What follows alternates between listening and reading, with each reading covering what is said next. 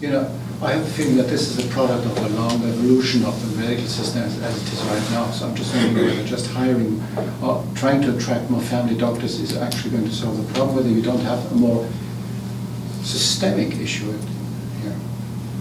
Well, I think hiring more family doctors would alleviate part of it, but as all healthcare is not just physicians, yes, there are systemic issues, and some of those things we're trying to focus on by this new initiative in Eastern Health, looking at not just the physicians but community resources, and how can we help people in communities develop their own specialized little teams so that they feel empowered to look after these patients? Because you can imagine if you're in a small place, there's very few people to turn to or ask your questions of. You might feel pretty isolated and frightened. The kinds of symptoms that arise when people are very ill can be difficult and hard for anybody to manage. So you need to have a collective group of people together to do that. And we're very hopeful and very positive that by developing this initiative, that we may be able to improve the system. But at the core of the system, you need a family doctor who is going to write the prescriptions for the pain medication and who's going to assess the patient and decide, are they having a pulmonary embolus? Is this person well enough to have actual treatment for this, for example? My mother died in the rain on her doorstep, well, in the seat of my car as I was trying to get her to the hospital. I'm sorry to hear that. Because palliative care was cut in Nova Scotia, the part where she lived, and her family doctor wasn't willing to do palliative, be available. And so I didn't know what to do but to try to get her to the hospital. How much of this is a national problem with palliative care services? I'm quite involved. I'm on the board for the Canadian Society of Palliative Care Physicians, and I co-chair a few of their committees, and I'm pretty involved. It is a national problem. Bottom line, we're not putting out enough palliative care consultants to provide the expertise and support to the family physicians. Family physicians are at the base. They're the ones who do the heavy lifting in palliative care. So there's difficulty getting people on board. Let's face it, it's not a glamorous specialty.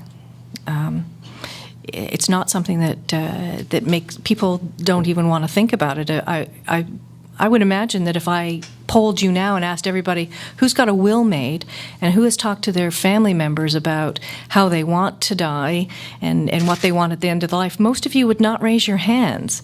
It's a uncomfortable topic. It's even uncomfortable among healthcare professionals. So yes, it is a national issue.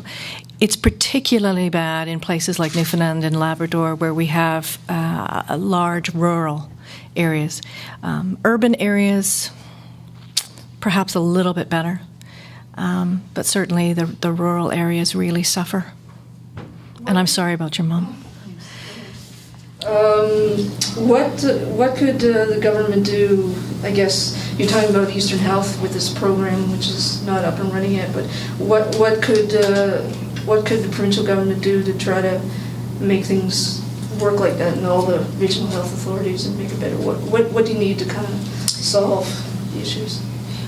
I think that they need to recognize that palliative care workload per patient is a much larger workload than your average patient. And so if we look at family physicians, home care nurses, whatever, in your rural areas, if those people are dealing with 3 or 4 palliative patients at one particular time, then their workload is much heavier than when they don't have those 3 or 4 palliative patients. So there needs to be a mechanism to free the physicians and to free the nurses, or to bring in more resources in smaller areas when you get a large palliative care need. I mean, you may have a small community where at one time, if we look at the last 3 months, there were no palliative care. And now you look at this 3 months coming up, and I can foresee that there will be 5 or 6 people in that small community area that will need palliative care services. So you can see that you're staffing for a time when the palliative care isn't there. And these people in rural Newfoundland, as opposed to in the urban area, Susan would just be doing palliative care. But the family physician in rural Newfoundland is sewing up cuts and checking blood pressures and treating diabetes, and then getting a call for palliative care, or may have been up most of the night with the patient. As Pat said, patients don't die at night, but it's not only when they die that we as a physician have to be there. You're there to support the family. You're there to support that patient. So that may be you're out till 2 or 3 o'clock in the morning. This morning, I was at the hospital in Gander till after 12 o'clock last night. I have 3 patients actively dying there now. I left and at 6 this morning, and I will be back by this evening to my patients. And I will see them tonight before I go to bed again. And that's important for me, and it's important for the patients and for their families, because I'm the one who's been following them. I'm the one who can notice the little differences, who can make the adjustments in medications that they need. And I'm not the only person who does that. Lots of family doctors are doing it. But we need more family doctors and more nurses to dedicate, and we need to recognize it as an enlarging workload as us baby boomers age, and we are aging by the look of our hair. We're going to need even more of this, more palliative care. And I would just add to that take a look at the population of this province, and where's the largest growth? It's in seniors. And we know statistically that the largest number of deaths are also within seniors, and most of those people have several illnesses, not just one that needs to be managed, but multiple illnesses. And then also take a look at who's going to look after them. Where are their families?